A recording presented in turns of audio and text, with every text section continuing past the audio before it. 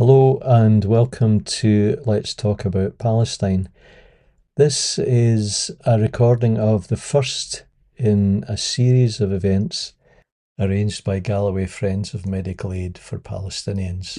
My name's Graham Bryce and I'm one of the organisers of Galloway Friends of MAP, which is a Palestine solidarity network in the southwest of Scotland.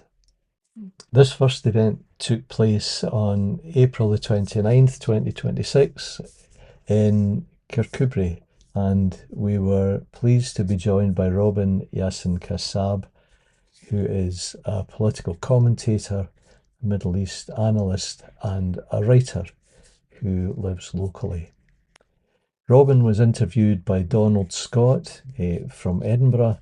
We invited Donald to interview Robin not just because he's an old friend, but someone who forms very thoughtful questions and is already familiar with Robin's writings. So we go over now to the recording of the event, and the first voice you hear is Donald's. When Robin and Graham and I were just having a sort of conversation about how we might handle this evening, one of the statements that Robin made sort of stuck with me and stood out, and he said people want things to be simpler than they are. And so just to pile straight in, let's talk about Palestine. And one of the questions that it's probably difficult not to be a bit simplistic about, but it's definitely the case that we often are, or many people are, simplistic about the Israel-Palestine conflict, now a genocide. And many of the versions of that sort of drop down to, well, it's between Israel and Palestine. But we know that the United States provides vast resources and political cover. Many European states do that as well, in probably to a lesser extent, but very, very importantly, even the United Kingdom. And so my first question, and it'd be really very interesting to hear, Robin, you talk about this. So what lies behind that in terms of what is it that makes that orientation to Israel make sense for these states? What sort of assumptions are they making? How do they justify what they're about? Here we were talking, I think, about the cultural or the deep reasons why America at the moment in particular, but also the UK and historically Britain and Germany and France, and Canada, why these states are so committed to supporting the Zionist project and the state of Israel, even as it's doing what we can all see what it's doing now. Why are they doing it? I don't think it's in their interests. I don't think it's in anybody's interests. I don't think it's even in the interests of the Israeli Jewish community in the medium and long term. So why are they doing it? And I think there is some people explain it. They say they're getting a lot out of it. It's to control the oil or whatever. Personally, I disagree. I think it would be easier for them to get their economic interests cared for in other ways. They wouldn't have to be so worried about security. They wouldn't make themselves so hated in so many parts of the world and so on. So why are they doing it? And other people say, oh, it's all the Israel lobby. And I think the Israel lobby is, especially in the United States, but not just the United States, is very powerful, and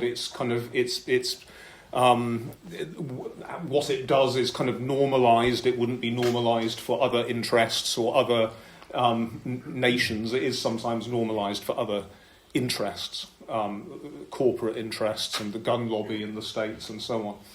But I don't think it's got lots of money, and it does try to buy people, but I don't think it's just that. I think that's too simplistic too. I think it's only able to be so effective because it's playing with deep cultural factors that already exist. And in the United States, I mean, amongst them, obviously, racism. one set of people it's almost unconscious. One set of people is worth more than another set of people. The narrative of one set of people counts and the narrative of the others doesn't, because they're not real people. But I think a lot of it goes back to to Christian Zionism, to weird Christian ideas, and a lot of it goes back to the incapacity of people, especially in the United States, it seems, to distinguish between the land of Israel that they learn about in Sunday school and the state of Israel in Palestine as it exists today in the 21st century, with living, breathing human beings in it, not people on camels with following stars and mangers with babies and so on. And I think that's the problem, because I'll shut up in a moment, but don't shut up. To get to the story about Bill Clinton, before the last presidential election in the United States, when they realised that people didn't want to vote for Kamala Harris, and especially Arab Americans in Dearborn, Michigan, which was a swing state. So and obviously because the Arab Americans were upset, and many other people, students and progressives and so on, were very upset about the Biden-Harris backing, or actually doing genocide, because they were supplying the weapons, they were paying for it, they were paying to keep the Israeli economy going while it was going on, they were covering for it, so they were doing it, really. So the Democrats decided, we'll get Bill Clinton to come and give a speech in Michigan, because he's a big hitter, he used to be a president, he'll get the votes out. So, and the guy came and made an absolutely appalling speech, which made people far more angry than they were before, in which he said, you're upset about Palestinian children being killed, but you have to kill the children. He said that kind of thing. He said, you have to do it, you have to kill the civilians, because Hamas, they live amongst the civilians, what can you do? And then he said, and this is to the point, he said, these Hamas guys need to understand that the Israelis they were there first because their religion is older. And it's like, that's not how that's not, the Palestinian people have always been there. There's this idea that the land of Israel was inhabited by the Israelites, and then the Israelites left, and then it was empty for 700 years, and then Arabs came from Mecca and conquered it. It was empty. They came and they kind of set up some tents, and then the children of Israel returned from their exile, and the Bedouin were in the way, so some of them had to be. And the Palestinian people have always been there, for thousands and thousands and thousands of years. Of course, some people came from Mecca, but it's like the Anglo-Saxon takeover of the British Isles. It's not the case that, 20 million Anglo-Saxons arrived and swamped the 500,000 Celts. That's not how it happened. It was the language came. There was a warrior class that came and settled, and their language and culture spread. So it became an Anglo-Saxon country. But genetically, we know that there wasn't a huge... And the same when the Arabs arrived in... So the people of ancient Canaan, Palestine, these people were, at one point, a lot of them were Jews and worshippers of Canaanite religions and so on. And then most of them became Christians, and some of them remained Jews. And then most of them became Muslims when Islam arrived, but some of them remained Christians. And that's the Palestinian population. And this weird idea that, but they were there first because their religion is older. We're not talking about a religion. We're not talking about a text. We're not talking about a concept that you've got in your head in Sunday school. We're talking about real people living in their country. And that's Bill Clinton. That's not Trump. That's the liberal democratic centre. Coming out with this weird, racist, Disneyland Sunday school version of a part of the world they don't, and that's the ultimate problem here, I think, even bigger than the Israel levy. So that you talk about sort of a Sunday school version of things and a kind of very, very naive version of things. Do you think that applies in the UK? I find it very difficult to understand. Apparently, there's not a massive popular support for Palestine among the population of the UK, but there is a pretty massive hostility to what's going on in Gaza among the population of the UK, and I find it difficult to understand what drives the UK government to. Is it because they want to be friends with Donald Trump, or what? Do you have a sense of that as well? I mean, it's a mixture of things. I think we have the same. There's lots of things working at once. We have the same kind of Disney Sunday school version of the Middle East. We have a lot of Islamophobia, a lot of fear of, and in some ways understandable, because there's been lots of Islamic terrorism. And, if people don't know, Hamas is blowing themselves up and firing missiles, and Al-Qaeda and ISIS, and it does look all a bit similar. So there's that. And then that goes back, when before America existed, we were crusading from here, so there are tropes about the dangerous, savage Muslim, Middle Easterner, Arab. And then there's Winston Churchill, who said that when it comes to the question of Palestine, we don't even intend to go through the form of consulting the current inhabitants of the country.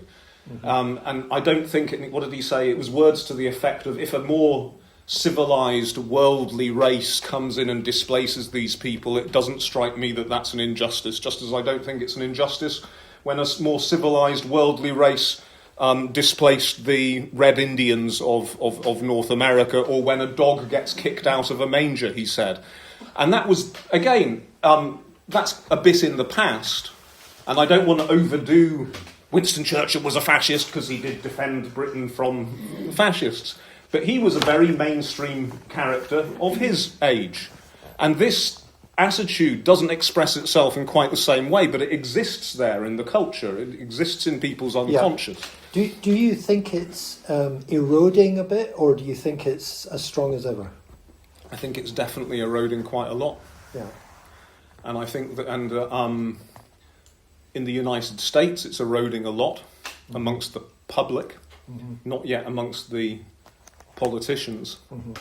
For the first time, more Americans say they sympathise with the Palestinians than with the Israelis. That's just you couldn't have imagined that 20 years ago, or 10 years ago, or 5 years ago. And that worries Israel and Zionists, and one of their insurance policies, I think, is to really try and ramp up Islamophobia and racism. Because the idea is, okay, if people in Western countries can hate Muslims more than they hate us, or if their priority is hating and fearing Muslim terrorists, groomers, refugees on boats with knives, etc., then they will kind of tolerate our violence and our expansionism because they kind of understand that we're dealing with Muslims. So that's why they are now. That's why Tommy Robinson recently went on a state visit to Israel. A state visit to Israel. It's crazy. Okay. Can we move on to something perhaps more complicated? The relationship between Israel, Palestine, and the surrounding Arab states.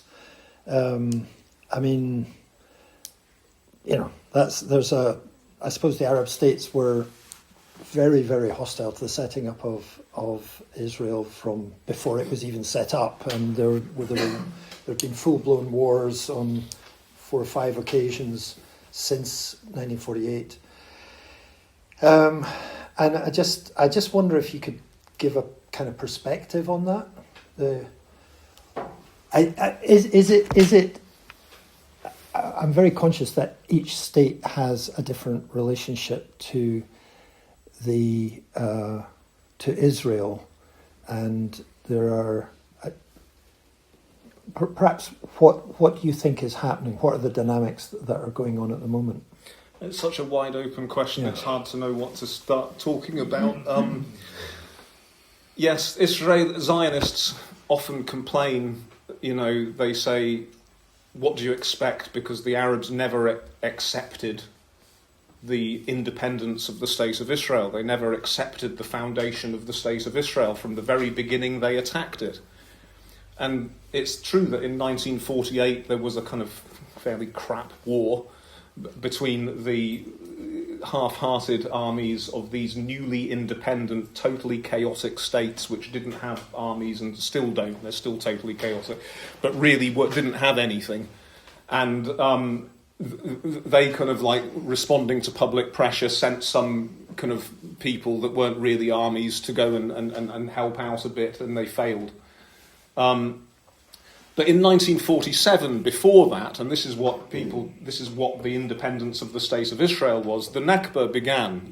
Hundreds of thousands of people were expelled by fascist militias from their homes, and hundreds of villages and towns were destroyed, and cities were emptied.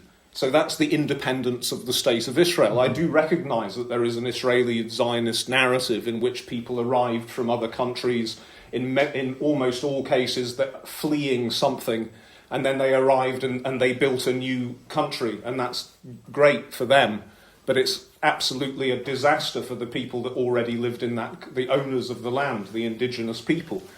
And anyway, the Arab states did try to fight several wars, or wars were imposed on them, and depends on the war against Israel. The Palestinian armed groups got pushed around from country to country. From Jordan, they got kicked out of Jordan, they went to Lebanon, then the Israelis invaded Lebanon to get rid of the Palestinians, they got sent to Tunisia, but then Shia groups in the south of Lebanon began, like Hezbollah, responding to the Israeli invasion of South Lebanon. So everywhere they went to try and kind of stop resistance, more trouble began. The Arab states were defeated. They were defeated again and again and again, and in part because they were they were fighting against a state set up by first world people, and backed and funded and armed by first world states. And this was the third world, to use that outmoded term. Mm-hmm. And they were also fighting each other. And, countries like Syria, for example, were having coup after coup after coup after coup, and then a fascist dictatorship. So these were not and are not now states capable of working together. We're not talking about democracies where institutions have been built and states are able to cooperate, like the EU or something, and build a kind of joint army. We're not talking about a political situation like that. We're talking about a part of the world where dictators and fascist regimes are very common, and their first interest is staying in power and doing deals with the international powers that they need to stay in power. And also, and then there we go. I'll stop there. I could talk about Iran and all of that, but I won't. I have a question about that, which might be the next one. But basically, what difference is that war going to make to the situation? Right, so I was going to talk about Iran, and I will talk about Iran, but not quite about that yet. Okay, go on. To say that Iran, and this is where it's complicated. In some ways, it isn't complicated. People want everything to seem more complicated than it is. So they want it to be simpler than it is. They want it to be both simpler and more complicated. So for example, Palestine, Israel, one group is committing genocide against the other group. One group is occupying the territory, the other group is occupied. So that is quite simple. And people say, "Oh, but it's complicated, and there's violence on both sides." It's not that complicated ultimately, but where people get too simplistic is where they try to do goodies and baddies with states. Mm-hmm. So, for example, I've worked out that America and Israel are bad, therefore Iran is good, or the Iranian regime is good. Or Hillary Clinton and Obama once said President Assad should go, he should leave Syria because he's killing people. Therefore, President Assad is good. you know. And that's not how the world works. President Assad, and my latest book is about Syria after the fall of Assad. You should tell us about the book. I'll at do some a dance point. about that later. Yeah. But, you know, this was a fascist dictator. And then the Iranians committed genocidal violence in Syria. And then these Iranian militias in Iraq, Iraqi militias backed by Iran, which strangle political life in Iraq and are hated by most Iraqis.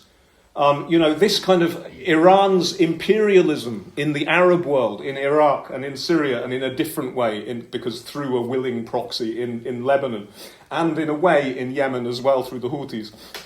This is something that scares most Arabs. And I mean, hundreds of thousands of people were killed in Syria, and millions were expelled from their homes. And Iran played a really big role in this, and Hezbollah played a really big role in this. In that sense, it's complicated. That, you know, if I see people waving a Hezbollah flag, as a Syrian, which my father is from Syria and I've lived there and so on, as a Syrian, that makes me feel sick. In the same way that when a Palestinian sees people waving an Israeli flag, they feel sick. It's very complicated. I think at the moment, most Syrians want Iran to be able to give a bloody nose in some way to America and Israel, because they recognise that the first threat at the moment is Israel, and they recognise that this war is a criminal war, and they are able to distinguish between the regime and the people. But that doesn't mean that they're cheering on the Iranians. They're not. And most Syrians would tell you, and I think they're right, they would tell you that Iran actually didn't want to fight Israel. It was using Palestine as rhetoric while doing nothing about it, to cover its militias in Iraq and its genocidal behaviour in Syria and so on. So in that sense, it is very complicated. Mm-hmm. This latest war, well, it's terrible for the region. For Syria, for example, Syria's, you know, completely destroyed. Most of the cities are rubble, you know, kilometre after kilometre after kilometre of just rubble. The infrastructure has gone. That's 14 years of the Americans bombing, the Russians bombing, the Turks bombing, do you know what I mean? Everybody has been, ISIS was in there, everybody has been in there. The place is completely destroyed. And the economy is completely cratered. Over 90% of people are below the poverty level. And the Gulf states had promised tens of billions in reconstruction funds, which are definitely not coming now. Mm-hmm. So, you know, it's true. People kind of like sneer at these Gulf states, and me too, and particularly the United Arab Emirates, which we could talk about in its own category. Terrible place. But these places, as well as the horrible dictators and rich people that run them, there's also millions of people there. You know, there are millions of families in India and Africa and throughout Asia and Africa who are living from remittances from relatives who are in these places, who are going to lose their jobs. Mm-hmm. I do think, to summarise finally, I do think that the Americans have made a huge mistake with this. And unfortunately, we're going to pay more than they are in terms of the economic suffering. But they're going to pay too. And I think in the medium term, I think a huge amount of damage has been done to American military bases in the Gulf, much more than they've been public about, but it's now coming out that there has been billions and billions and billions of dollars of damage. And I think a lot of those, I don't think you're going to get the Saudis or the Qataris announcing we're getting rid of American bases, but I think that over the next years, very few of those bases are going to be rebuilt.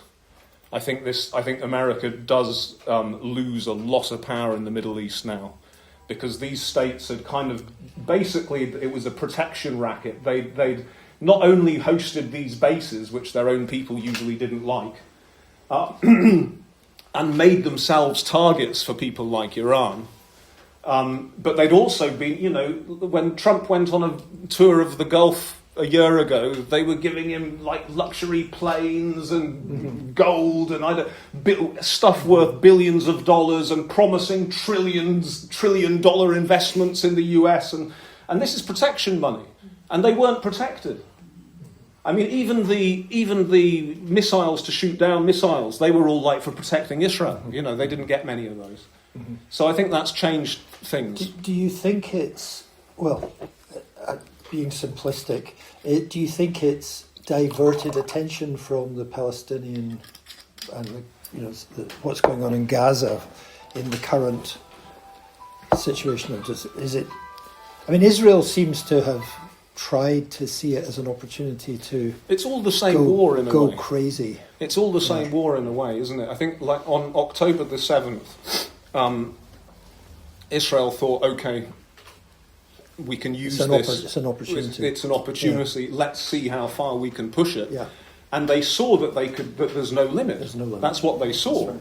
So then they're doing more. It's like, okay, South Lebanon. Okay, new areas of Syria. Okay, we'll fire a missile at Qatar. Remember that when they fired they tried to kill the Hamas people that they were negotiating with. In Doha, Qatar, which is this very, wealthy, respectable, pro-Western state which hosts Hamas and the Taliban because the West asks them to, in order to have a way of talking to them. And they decided to fire a missile at it because they recognise no sovereignty anywhere. So there we go. So the next thing was, okay, let's try and get Trump. He's a bit more stupid even than... Let's try and get Trump to do the Iran thing, which Netanyahu's been asking them to do, administration after administration and he was lucky. I don't think Trump is necessarily more of a Zionist than Biden. I just think he's much more stupid and doesn't listen. And it's not a high. And Biden too, but and he doesn't listen to anybody, and he doesn't read any reports. And he'd just done Venezuela, and that's made him think that it's easy. I'll kill Khamenei, and then they'll say, "Oh, please take our oil, and we'll make peace with Israel." Yeah. And then here's the situation now. Okay. I'm wondering. Let's see if we work out how this question goes, but it's something to do with the ambiguity of. Military might. So I had the chance to read your book, the previous book about Syria that takes. Well, I got the revised version that goes up to 2018, but that's long before the fall of the Assad regime, and basically one of the things that comes over in that is the kind of impossibility of bringing down that kind of regime for what the regime's like, including its willingness to just drop barrel bombs on neighbourhoods and torture people to death. And you catalogued one or two of the things previously. So in a sense, it has been military might that has ultimately destroyed that regime. And basically I think there is a belief in the utility of military power. On the other hand, and I think you highlight this in your book as well, there's a lot of kind of negative consequences of that to do with, I suppose, the rise of the military-industrial complex, that people rubbing their hands, another war, we can make more money. What it does to the nature of society, and you definitely highlight the democratic and non-sectarian or not very sectarian nature of the revolution and the peaceableness of many of the revolutionaries. And when the land gets taken over by warlords, that's not so good. So I'm just wondering how you think about the role of militarism or military might in resolving things like, for example, the Israel-Palestine situation. Right. Well, it started with Syria, but I think okay. Is it too abstract to just No, talk not- about military might on its own? No, it's not. It's because it's different in different situations and it's very complicated. I mean, the thing is, in Syria, it took 14 years to get rid of the Assad regime. Now, it started off like the first year and a half. It was almost exclusively, but not entirely, protesters, unarmed protesters, calling for democracy, being gunned down or being rounded up and tortured to death in prison. And then gradually it militarized, but that didn't mean armies or whatever to begin with. That meant like a bunch of cousins would all like get together, let's sell our cars and buy some Kalashnikovs to defend our neighborhood, to defend our women and children. It was like that, or a bunch of guys that worked together, or in some cases a football team would all get together, let's sell what we've got, buy some weapons, try and defend the neighborhood. That's how it began. Then, as it went on and it got more traumatic, then you got groups coming in from abroad, or you got Salafist or Islamist groups coming in, and it got very, very complicated. Then you got people from outside sponsoring different groups and so on. But ultimately, nevertheless, the Syrian people defeated the Syrian regime by 2013. So it took them about 2 years with strikes, with neighbourhoods slipping regime control, with self-defence militias, people setting up local councils, having elections, coordinating committees, all of that kind of thing. By mid-2013, the Assad regime was basically defeated. That was the point at which Iran had to come in and prop up its ally. And it told Hezbollah to stop worrying about its security. This is why Hezbollah was defeated so easily by Israel last year. Because look at them in 2006. In 2006, they had absolute security. Like their communications, nobody could penetrate them. The Israelis didn't know where they were and what they were doing. So when the Israelis invaded in 2006, Hezbollah guys were popping up from behind trees and taking out their tanks, and the Israelis had no idea about it. But last year, they knew where Hassan Nasrallah was when he was in the underground bunker. They knew which part of the underground bunker he was. They knew where the Hamas guy was when Ismail Haniyeh, when he was in the most secure location in Tehran, in Iran, on a state visit. They knew absolutely everything about where. And the reason for that was them getting involved as a pro-Assad militia in Syria, and they're dealing with defending one of the most corrupt regimes on earth, where everybody is willing to sell secrets and everybody's scared of everybody else. And so they destroyed themselves as a resistance organisation there. Maybe they're getting it back now. What was I talking about? Just going on and on and on. I was endless nonsense. I'm sorry, I apologise. Well, it's about the role of the military. Then by 2013, Iran and Hezbollah and Iran's militias from Iraq and even from Afghanistan and from Pakistan, Shia militias that they'd organised, came in and started fighting for Assad. To the extent that at one point 80% of Assad's ground forces were foreigners paid for by Iran. By 2015, even that wasn't enough. And the Iranians, Qasem Soleimani, went to Moscow and asked Putin to get involved. And Putin got involved and started heavily bombing the cities. And that finally broke the back of the revolution. And the country was kind of split into different zones, every little bit pocket under a different warlord. And the Assad regime was still nominally in charge, but wasn't really in charge because it was really run partly by the Russians, partly by the Iranians, who didn't trust each other, and loads of local warlords. And then it was because the foreign powers which were propping him up got weakened for other reasons. Iran by Israel, and Russia by Ukraine, and ISIS, which was propping him up indirectly in a different way, by the United States and Turkey. It was because those props were removed that he finally collapsed, because there was nothing holding it together. So you don't need necessarily a very strong military power to win a victory. But you need foreign powers to be kept out of it. And that's the problem in Israel-Palestine.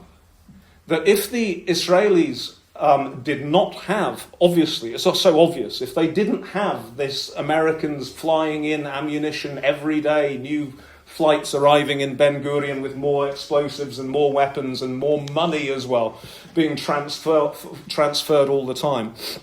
If they didn't have that, then they would have to think, well, wait a minute, we can't keep on like this. We're going to have to come to terms with these people. And suddenly the dynamic would be totally different. And that's why there is something that can be done about it. Because the funds and the weapons which give the Israelis the sense of impunity and the hubris which will destroy them, obviously, in the end, which is not in their own interests. If we do what we can to stop that, then things could change. And there is a bit of a crack between Europe, some kind of like Spain refusing to sort of go along with the Trump regime, and you get a sense that... Well, it's not just Spain. I mean, Spain is the most obvious. Ireland, yeah, and these ones are being quite clear about Palestine, which is good. And I hope maybe Belgium now and Norway, and I hope more are coming. It's still not nearly enough, and the position of some European states, the most powerful ones, remains appalling. But the West, as a concept, is over, surely. And this is a bigger thing, is that now, I think, even the traditional friends of the United States in the UK and Europe know that things have changed, and the United States is now actually a threat. The United States, by being out of control, has just wrecked the world economy. You know, it's affecting us here right now. The United States is threatening Greenland. It's ripping up the international law, which it itself was the main proponent of and the main architect of. So Europe suddenly, and the UK, finds itself in a... UK is Europe, isn't it? Finds itself in a situation where it has to scrabble around. We're really very exposed now because all of our armies are built on American weaponry. And so we can't do anything that they don't want us to do. So this is a crisis, and people are aware of that.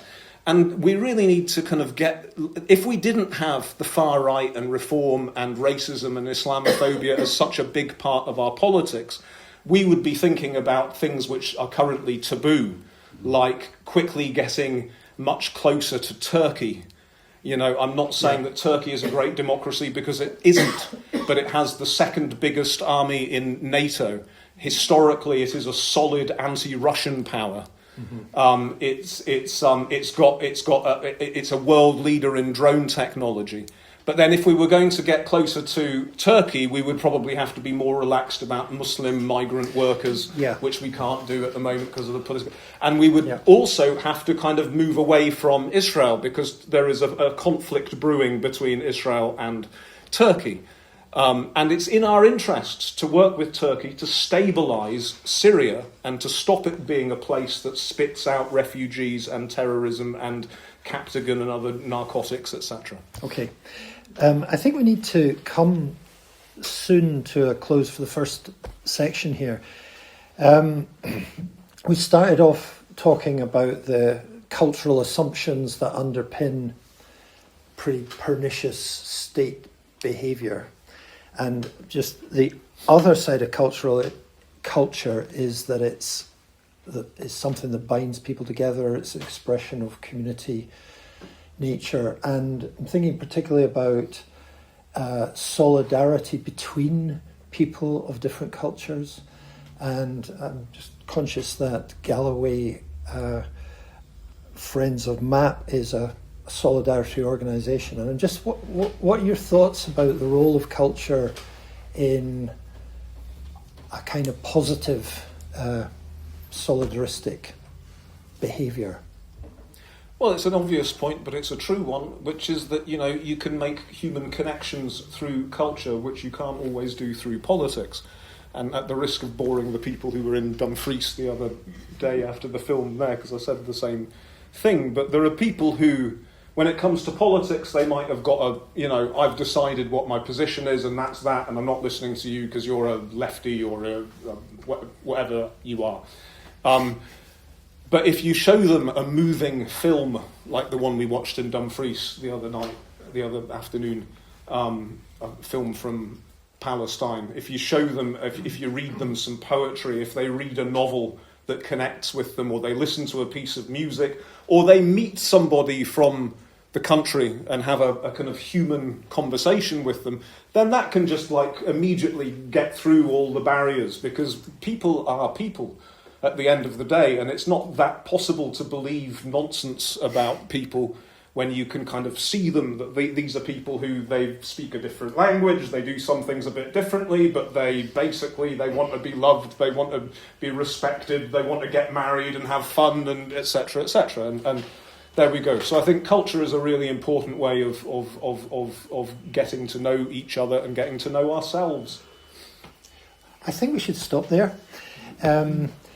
Before we get to know ourselves too. I didn't want you to continue. Robin, thank you very much. I think we should just...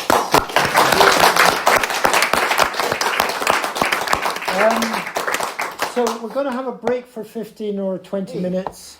Thank you very much. And we'll come back and we'll have an opportunity to for everybody to ask Robin questions or make some interesting points.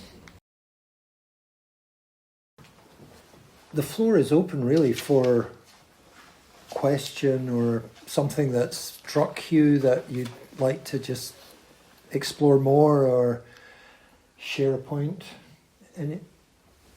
Yeah. If you don't mind me starting off. When I was younger, I had a dream, I suppose, but I was hopeful that as the world progressed around me and I got older, my progressive views would become more common and the world would become a fairer place. And I'm saddened that in many cases that hasn't been the case. But I look around me now and I start to see the younger generation, who hopefully will be taking over, slightly more questionable of the old conservative views, a bit more leaning towards Palestinian views, for example, and away from American views, etc. That's not always the case. There's a growing sort of nationalist culture amongst young people as well in Britain and American places. So, but in your readings and in your research about the way people are thinking about Syria, Palestine, the Middle East, are you getting a sense that younger people are more likely to be supportive of these causes, or are we still going to be struggling to get a majority? Oh, it's really difficult to answer the question. I just don't know, and I don't really do surveys, but I mean, yes, like the obvious answer is yes. I think that, and if you look at opinion polls, I said we don't do surveys, but there are opinion polls done, and on the question of Palestine, for example, I think even amongst Republican voters in the US, people under 50, it's kind of half-half supporting Israel or Palestine. People over 50 for the Republicans, it's much like 80% pro-Israel. So definitely yes. I mean, younger people are more exposed to social media and therefore to new news sources and so on. But then there's the problem that the internet, it's. I remember, where are we now? 20 years ago, really thinking the internet is going to change things totally. It's going to democratize the media completely. It's going to allow people, ordinary voices to be heard and so on. It's going to radically change politics. And it has radically changed politics. But overall, probably at the moment in more negative than positive ways, the Trump phenomenon and Brexit and all of these things and the algorithms and people getting into social bubbles and being fed ever more extreme stuff and then thinking that everybody thinks like this is mainstream, and then society becoming much more polarised. One of the questions, I think, one of the problems is this new technology.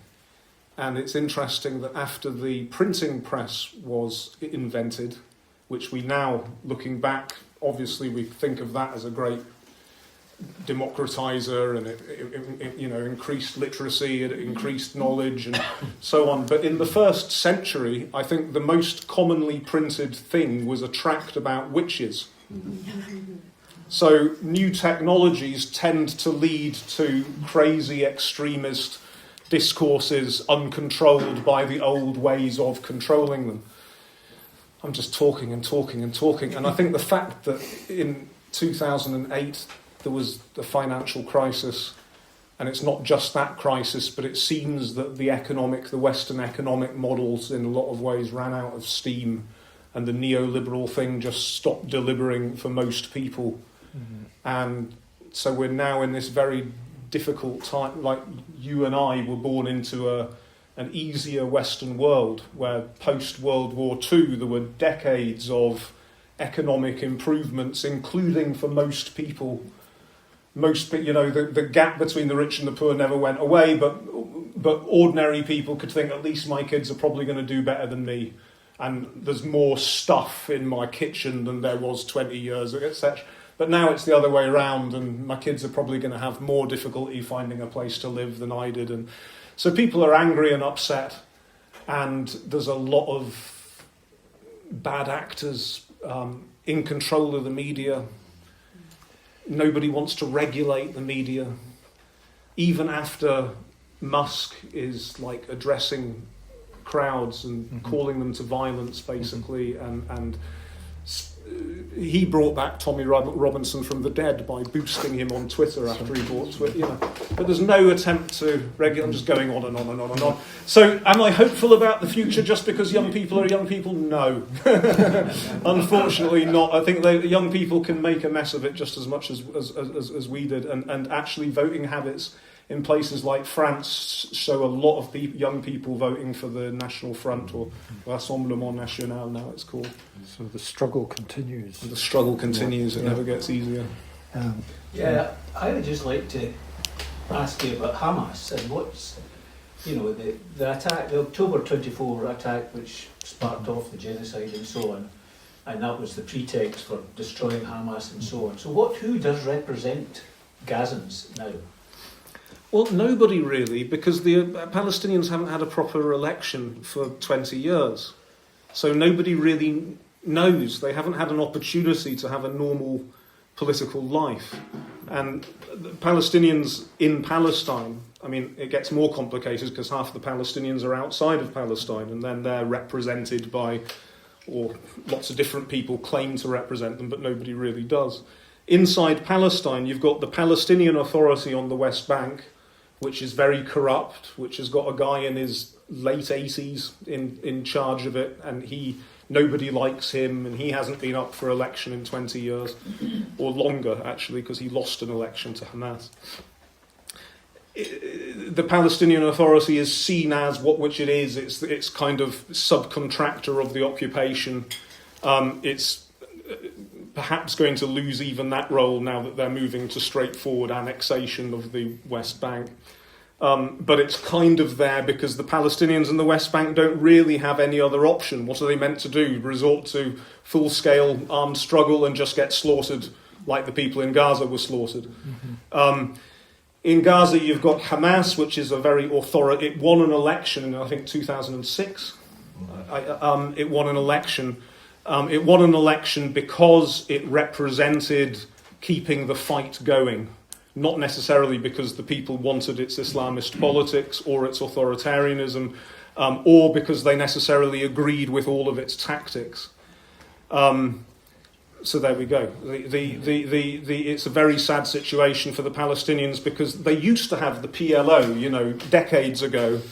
They had this organisation which represented Palestinians to some extent or other, and it contained different currents, leftist and centrist and Islamist, and it represented Palestinians who were living in Syria, Lebanon, Jordan, the West Bank, Gaza, Tunisia, and so on. But now that's been smashed, and the Palestinians are divided, and they don't have a proper political leadership, which is part of the problem. And somebody like Marwan Barghouti, I don't know if you've heard of Marwan Barghouti, who was a leader of Fatah, which was the kind of non-Islamist mainstream, it used to be, faction, but not considered totally corrupt like the Palestinian Authority. And he was put in prison during the Second Intifada, and he's apparently been treated very badly there now. He's being beaten up and so on, and he's quite elderly now. But he's the kind of character, if there was a genuine interest in a two-state solution or some kind of negotiated solution, then the world should be pressuring the Israelis to release this guy from prison because he's an obvious interlocutor who isn't a terrorist or an Islamist or a jihadist or whatever, and could take a lot of Palestinians with him. But there isn't. We're not there. We're nowhere near that. So. Okay. I'm just wondering if there's any. Did I see a hand at the back or anybody? No. John. Watching the news this evening, Channel 4 News, obviously it's totally dominated by the attacks in London this morning or this afternoon. And there's a real sort of rhetoric, which we've been hearing for quite a long time, but it's gaining a lot of kind of traction and getting louder and louder and louder. And one of the speakers they had on was, we interviewed in the news, I can't remember who he was some expert in terrorism, was saying, this is now a national security emergency. The government has to start to take this seriously. So what might that look like? We have to start by banning pro-Palestine marches, because that is kind of contributing to the climate that is basically facilitating these attacks. That's a narrative that we're hearing more and more. Yeah. I just wonder if you had any thoughts on that, and maybe what it means for us as pro-Palestinian activists, how we're going to cope with that, because the pressure, I think, is going to really be exerted. And if anybody went on the news this evening or this afternoon and dared to make any connection with what's happening in Gaza with those attacks today, they'd have been hung on and quartered, I think. Well, that's it. I listened, when I was driving here, I listened on the Radio 4 news and heard about it, and the way that they were framing it as well. Terrorism, it's a national emergency, it's a terrorist act, which maybe it is a terrorist act, and I don't know if it's a national emergency, but it's a problem, certainly. But then, never once did they make the connection to Gaza, and you've got to be careful, because if you do this in most audiences, not amongst us I presume, but in many audiences, if you do this, people say, oh, so you're saying it's justified stabbing random Jews in the street in Golders? No, I'm not for a moment saying it's justified stabbing, just as ISIS doesn't justify attacking women in hijabs who are walking down the street. It doesn't justify it for a moment. You don't know what somebody thinks by the way they look, and even if they think something which you find really objectionable, that doesn't give you the right to attack them in the street. Obviously. Having said that, the Heaton Park Congregation Synagogue in Manchester, where a Syrian refugee killed a Jewish guy, and then the police arrived and killed another Jewish guy by mistake and killed him. That was a terrible crime and a stupidity, etc., and ugly and horrible. And you can't attack, what I've just said, you can't attack random Jews. And you can't attack random Jews even if they're Zionists and you find that objectionable. Having said that, that synagogue was holding events in which they would have the Israeli flag up, and they were raising funds for the IDF. And, British mosques are not allowed to host ISIS or representatives of Bashar al-Assad's regime while it was still going on. You're not allowed to host genocidal maniacs in mosques. If you do, the mosque gets closed down and the imam of the mosque goes to prison, quite correctly. That's what you need to do. Firstly, because it's just morally wrong to be using a place of worship to promote or to raise funds for a genocidal organisation. And secondly, because it's obviously going to make the mosque a target for violence if you do that. And it's the same thing with the synagogue. I'm not justifying it. It doesn't help any of us. But there's a problem here. The other day in Golders Green, when after ambulances had been attacked, there was a Jazeera journalist was abused by a local guy who, it turned out, works for the Met Police. He's a policeman. And he was abusing him in Hebrew accented Arabic. and he was saying to him, Hamar, Ruh, Hamar, and he was talking to him in this Hebrew, which made it really clear that this guy has worked as an occupation soldier on the West Bank. That's how they talk to them on the West Bank. And this guy works for the Met. British citizens can go and fight for the IDF and then come back and go back to their studies or their work as if nothing had happened. Now this should, and I'm not making a comment about Jews, this is across the board.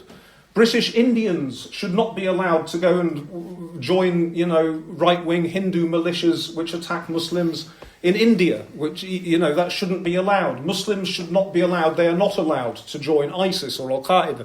So we've got a problem here, which we shouldn't be embarrassed to talk about. There needs to be one rule for everybody. People, the right wing keep always saying it's a two-tier system, and the black people get treated much better than the white ones, which is obviously nonsense.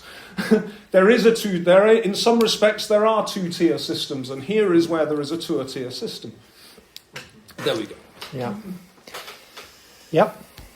I wonder if you could take you back to the very first question you raised, which was the very interesting strands of opinion which emerged in the West and its attitude to Israel, which still is reflected today. And one thing you didn't mention was something we all grew up, many of us grew up with as young people, where the story of the war and the story of the Holocaust was very real. Yeah. And certainly the way my parents spoke about it was that here was this plucky nation that survived, and there's also a lot of underpinning of guilt, because the people who perpetrated the Holocaust were Westerners, the people who refused to help or turned a blind eye were Westerners, the people who turned the boats away were Westerners, and at last we could actually celebrate these people who have successfully, quotes, got their own land. Mm-hmm. And if you actually read the Balfour Declaration, there was provision for the indigenous people, which they quietly ignored altogether. And I wonder if there's an echo of that still. Well, the Balfour Declaration said we don't want to prejudice the civil rights of the people there, as if it was kind of different from national rights. But go on. But I just wonder if that feeling has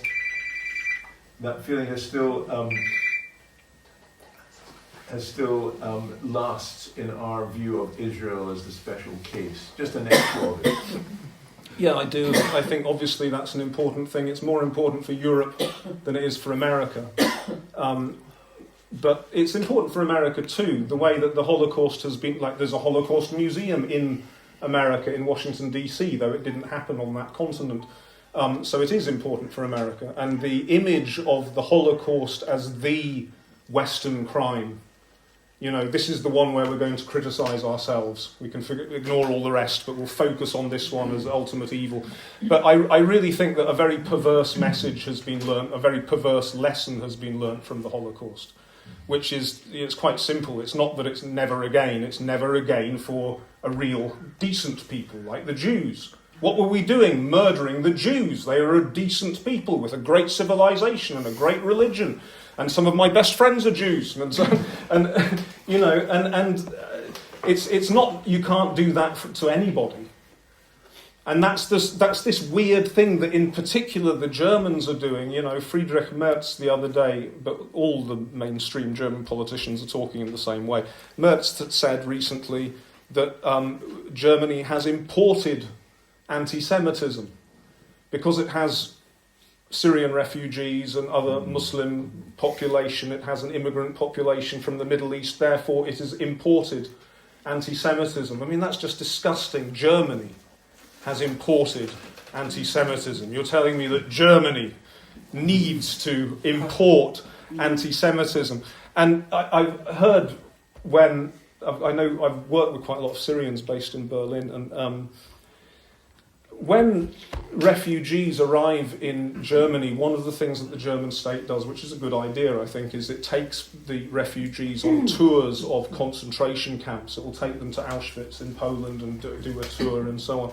And apparently when Syrian refugees were taken to Auschwitz, they would become very moved, and a lot of them would start to cry, and they would often say, "This reminds us of what was done to us. My brother disappeared into a prison in Syria and he ended up in a mass grave. He ended up being tortured to death." And the Germans will say to them, no, you're not meant to think that. Like if I would be thinking, great, so these people are kind of they're understanding our tragedy by connecting it to their tragedy, but then no, you're not meant, because for the Germans, the important thing was that the Arabs learned to identify as potential perpetrators, not as victims. You know, it's just very weird and it's frightening. And do you remember when, I will stop after this example, do you remember when the football match, Maccabi, Tel Aviv Manchester. in Amsterdam, first in Amsterdam. So you had groups of hooligans, many of whom were off-duty soldiers in the IDF who'd just been in Gaza, chanting in a city which has a big Arab population, chanting, kill all the Arabs, kill all the Arabs, and ripping down Palestinian flags and attacking taxi drivers, and also chanting, there are no schools in Gaza because all the children are dead. And then some Moroccans living in Amsterdam beat up a few of the hooligans, and some of them arrived in hospital for a few hours only.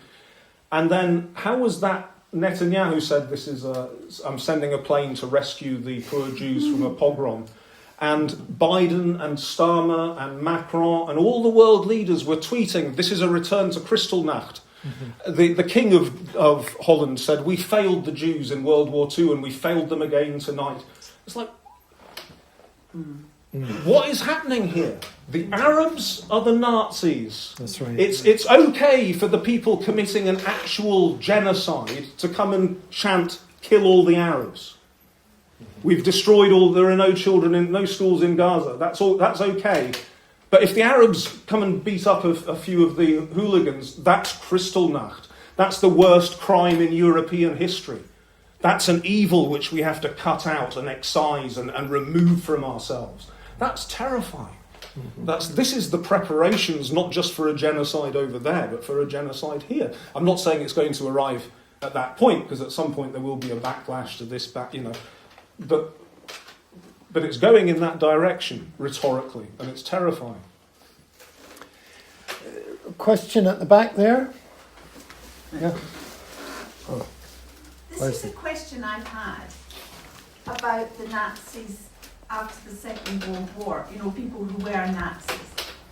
Is there a line of sight between where they moved to and what they moved into, both some in Israel, some in Europe, and some in America, with what has gone on in Israel and how Israel has built up to be what it is? I don't quite understand the question. You mean... Okay. I've always, some of the Nazis moved and were very influential at places. And I've just always wondered if some of what's going on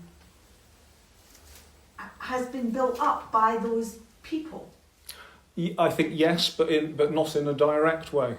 Right. I mean, it's true that I think the only Nazis that went to Israel were the ones that were captured by Israel and put on trial. I don't think any actual Nazis would have gone to Israel because they wouldn't have been popular there.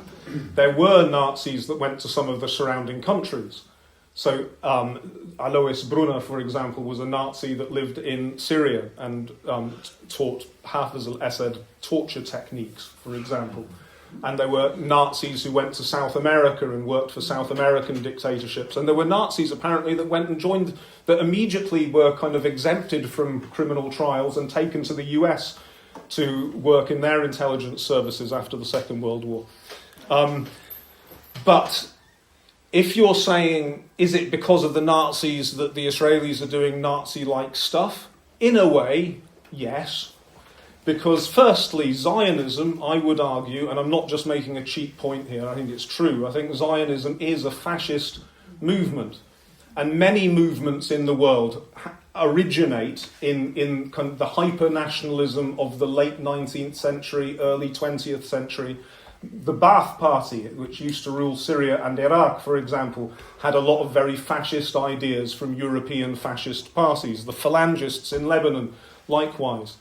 So I think Zionism started in Europe at the time when there was Polish hyper-nationalism and German hyper-nationalism and all of this Völkisch stuff and blood and soil ideologies.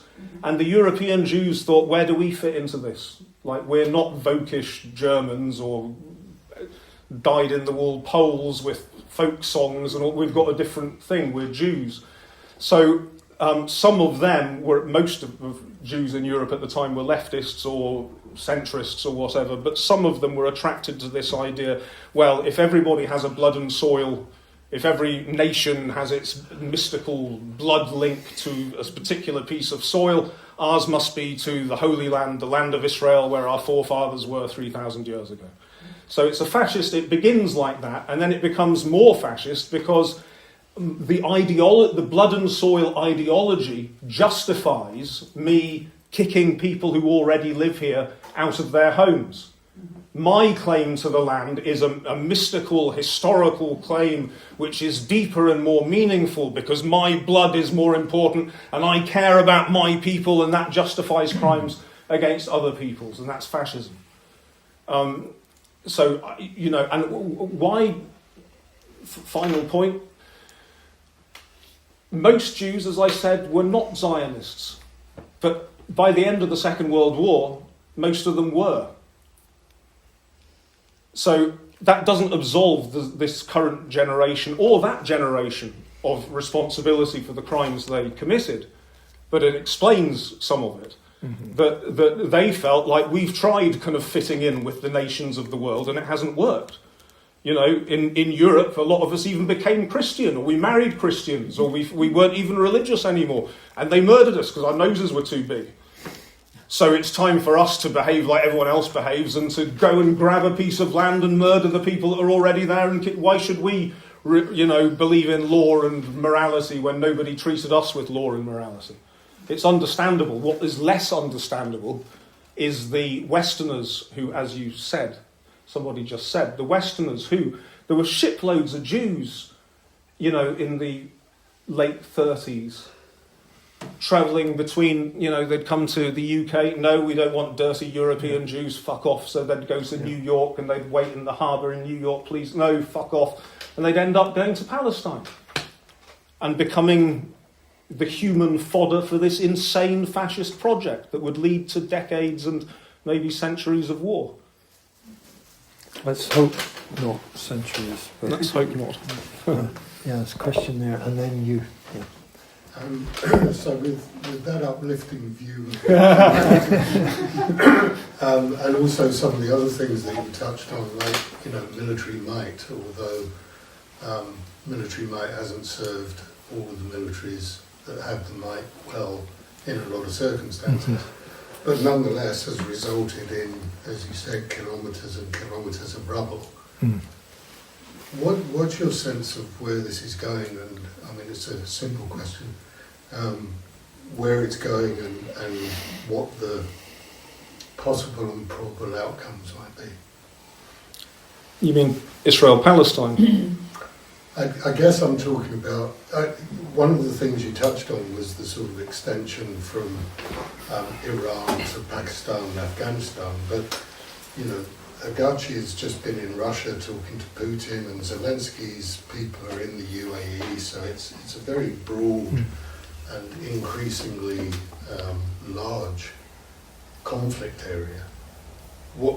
What's the resolution? This war, I just don't know. I can't claim to know where it's going. There's so many different things happening at once, so many different factors. I just don't know, except to reiterate, I think Iran was remarkably weak. It was the weakest that it had been in many decades, since 1978-9, this regime, and was probably on its way out.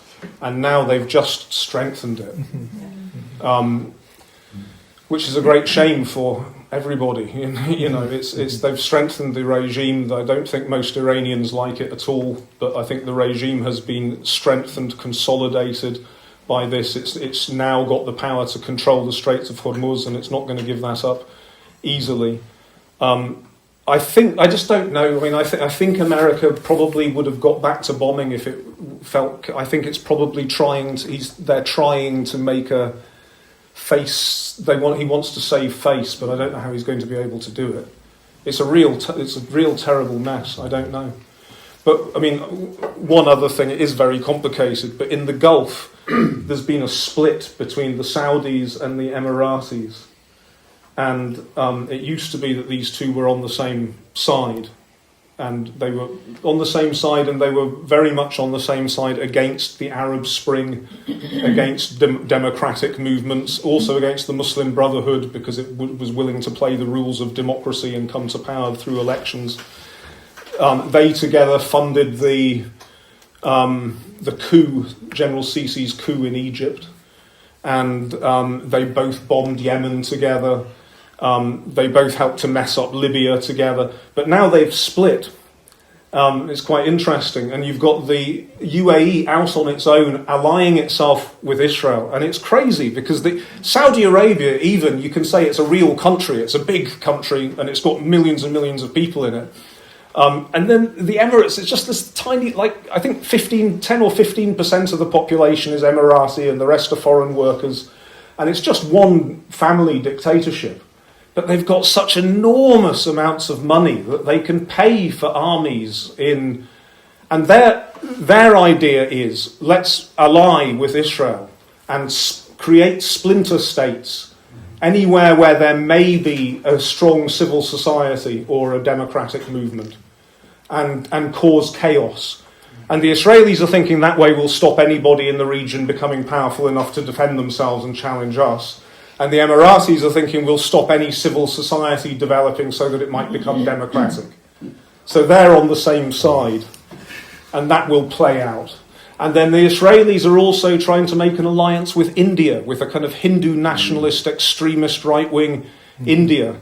And that seems, I don't know if it'll work, but that seems to be their fallback plan if the West turns on them. That India's got lots of people and can produce lots of weapons and ammunition, and they'll do deals with them.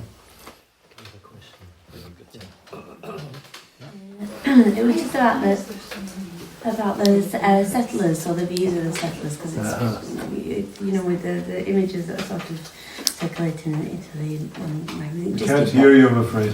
Just with the role of the sort of settlers becoming more of a boogeyman, being able to just kind of what that role plays, if that is just another aspect in the whole sort of thing that doesn't necessarily change anything, or if it is significant that that people are becoming more and more aware of the violence of settlers, or just any reflections on that kind of. Mm-hmm. Well, settler violence is dramatically increasing. To the stage where more or less every night there are kind of proper pogroms where people get injured or killed and property is burnt, and there are villages are now giving up and closing down, and proper ethnic cleansing is happening across the West Bank. It's good, I suppose, that there's more visibility, that people can see how ugly these people are. But what we mustn't allow them to do is to treat the settlers as if they're separate from the Israeli state. And there's often a kind of performative, but we've sanctioned 3 men who are prominent in the settler movement, and it's don't sanction 3 individuals, sanction the state, because it's these settlers who are just hooligans running around attacking people, but they are protected by the Israeli army. And if the Palestinians were to come and try and defend themselves, the Palestinians know they will immediately be shot, taken away, tortured, and so on, whereas the settlers, nothing happens to them. So it's the same as when people talk about the Netanyahu government. Now there's a recognition that the Zionists have lost a lot of ground, so we have to keep blaming the right-wing Israeli government, the Netanyahu government, as if it's only an election away and suddenly it won't be an occupying power and a genocidal state and an apartheid state and so on. No, it's much deeper than that. It's much deeper than that. It's actually throughout the society, I must say. It's like 85%, 90% of Israeli Jews are very happy about what's happened in Gaza, or think it hasn't gone hard enough. And again, not because they're genetically evil, because they're born into an insane situation and they're given impunity by Western countries. Okay. I've got a question here, and then Robin, I would like to hear your thoughts on the 20-point plan. Whether there is, whether anything will happen as a result of it. This is the Trump 20-point plan for Gaza. I'm sure he has other 20-point plans for other crises he's created. Is there any mileage in it at all? Honestly, to be honest, I haven't even read the 20 points of the 20-point plan. I don't know what's in the 20-point plan, and I'm not taking it so seriously that there's too many other things for me to read. Maybe I'm wrong, but I don't think so. I think that basically the situation in Gaza is that the genocide is ongoing. Is it 70 or 80,000 people that we know on the official lists who've been killed by, like those are people for whom we have names, and we know that they were killed in bombings or they were shot by snipers or drones. But in a situation like Gaza, a lot of people are not going to bother going to the hospital to register that their relative is dead. And also, you can imagine if we were living in that kind of situation here, think how long your aged parents would last, or your very young children, or the people that you know who've got cancer or need regular medication for whatever it is, or who are diabetics, or any of us, because people are living in open sewers. They're living in tents which are flooded with sewage, and when the wind blows, the tents blow away, and when it's freezing, people freeze to death, and there are tent fires because people are trying to burn something to make a cup of tea, and then the tent go, and so on. So there's hundreds of thousands of people dead, and there are more people dying every day, and the infrastructure is totally gone. So it's amazing that more people are not dead. They're living in unlivable conditions. And every day that this theatre of a 20-point plans, and then we'll bring various dictators to say, thank you, Mr. Trump, and then Jared Kushner raising money for his own companies, which are supposedly going to buy hotels. I mean, it's in full view, a total corrupt money-making exercise, dancing on the graves of people in this ongoing genocide. It's just disgusting, isn't it? It's really repulsive that we're living in such a time. Yeah, I'm going to try and sum up how I feel. First of all, thank you. Yeah. I've really enjoyed it, and thank you for facilitating it as well. I've spent a long time in my sort of professional life thinking about violence and trying to think critically about violence, and always from the position of non-violence. And then I moved to Crossmichael and I start gardening. I thought you were going to say something else. And I realised you have to carry a knife when you go out. Crossmichael. I'm from Liverpool. Nothing on Crossmichael. I mean, I suppose I'm trying to think through these metaphors, to try and communicate how I'm feeling. But it was the red ants in the first year, and I think one had got on the t-shirt, and when I sat down on the loo, that part of the top of your bum, and I thought, Jesus Christ, is that a wasp? Like, I've never been. And then when I'm trying, because I haven't got a clue about what I'm doing in the garden, so I'm hoping people come to this event, because the more people that are there will hide my own ignorance about what I'm actually doing there. But when I'm moving plants and the red ants come out in force, they're not just having a little look to see, what's going on here. They are defending violently their territory. And so I'm interested in thinking about, in a sense, we've still got the occupation of Ireland, Britain still occupying 6 counties there. But it could have been a lot worse if the Irish people didn't politicise, organise, get educated and fight back. And so I'm trying to make sense of an ideology that supports non-violence, and then I'm looking at the ants thinking how impressive they are, because they're working, and the bees, and for the good of the colony. And I'm trying to make sense of that when people are talking about the Balfour Declaration. I mean, Balfour had as you'll know, a real hand in the plantations in Ireland. He was a key architect, and I think one of the quotes about Palestine was, "Let's make a little Ulster in the east," And so this focus that we have, progressives or people on the left, or however you want to frame us, this attachment to non-violence, does it really stack up? Or should we be looking at the red ants and Crossmichael more carefully? I think you need to look at both, and there's no blanket rules, you need to be flexible, and it depends on the situation. I think that if it's possible to get change through non-violent methods, then one should always use non-violent methods, because there's such a high price to pay for violence. I mean, the people that commit violence are wounded themselves, as well as the people that... And when a country becomes independent after a long violent struggle, then the new status quo tends to be very violent.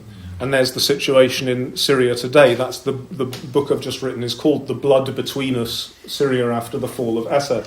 That, okay, after 14 years, the revolution was successful, but it took 14, in many ways it wasn't, in many ways it was crushed, and then after 14 years, the regime collapsed. And because there was so much violence, you've now got communities, sects, ethnicities, towns and villages, families that hate each other, and that want justice from each other, want revenge from each other, and don't know how to work with each other, and the bonds between them have broken down. There's blood between us. There's blood between all of these people. It can't easily be forgotten.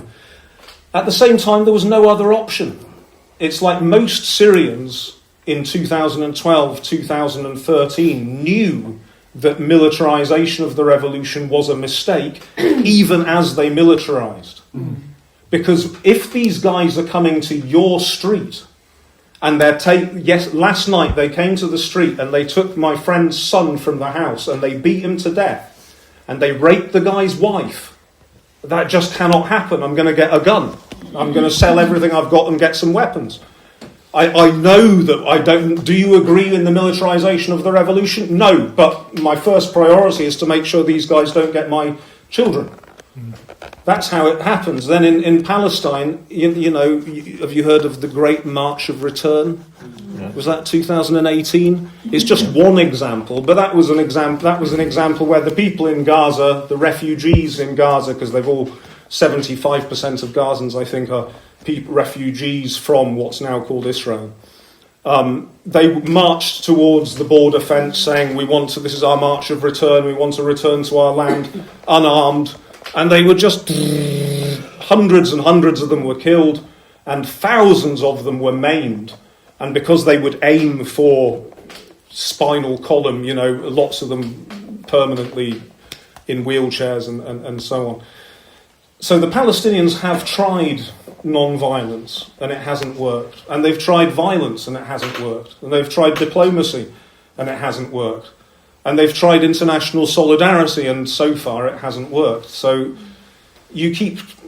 people will, whatever we tell them to do, people will do whatever they can do, whatever they're pushed into doing, they will do it in order to try and get free and to try and get the boot off their neck until they find something that works, until the situation changes. Robin, thank you very much. Well, I think we need to stop there. We need to be out of here by 9:30, so it's in 10 minutes' time. But can just thank Robin very much. Thank you, Donald.